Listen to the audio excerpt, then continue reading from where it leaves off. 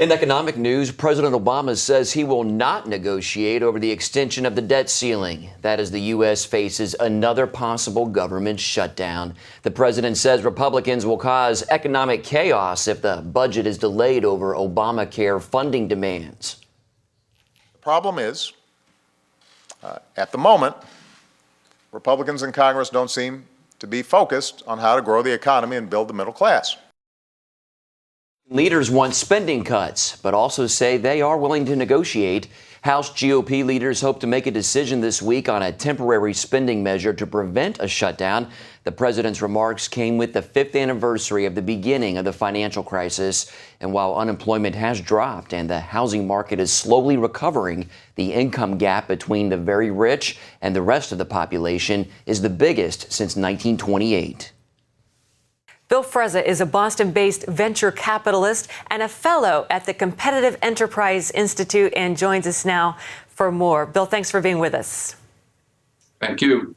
Well, Bill, we're heading for another debate over the budget. Should Americans be worried that lawmakers aren't coming to an agreement? Americans should be worried, but whether or not they come to an agreement is probably de minimis because the differences between the two parties are so small that the economic tragedy that awaits us is not going to change a whole lot. Neither party is focusing on the real problem, which is entitlement reform, and they're fighting at the margins right now. It provides a lot of political theater, but it's not going to change the long-term trajectory of the country. Well, the president is essentially blaming Republicans for not negotiating over the budget. Is that really fair?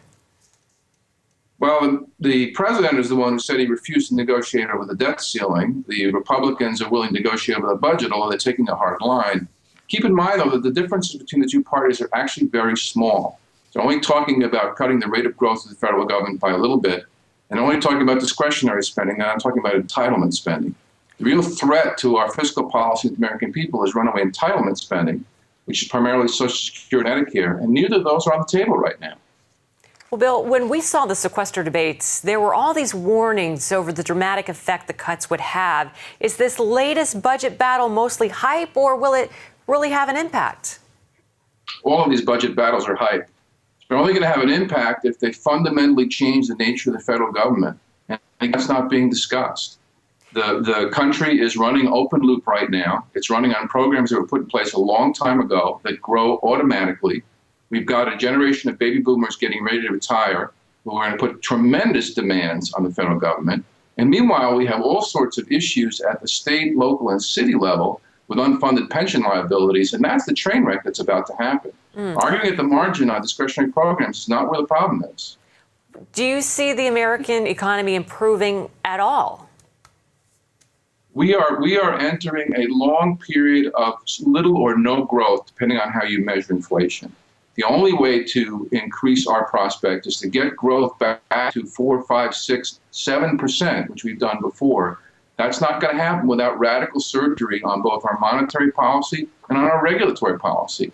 The things that Washington is doing now to suppress economic growth are unprecedented. We haven't seen this since the Depression.